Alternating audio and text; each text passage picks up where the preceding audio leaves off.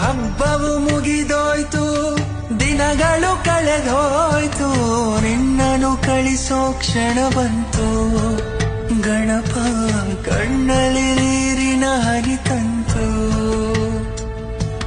ಗೆಳೆಯರ ಬಳಗವನು ಸೇರಲು ನೆಪವಾದೆ, ದೂರ ಹೋಗುವ ಕ್ಷಣ ಬಂತು.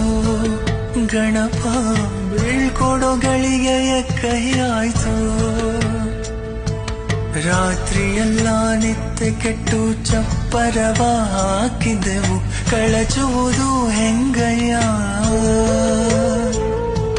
ಪ್ರೀತಿಯಿಂದ ಪೂಜಿಸಿದ ಮೂರುತಿಯ ನೀರಿನಲ್ಲಿ ಮುಳುಗಿಸೋದು ಹೆಂಗಯ್ಯ.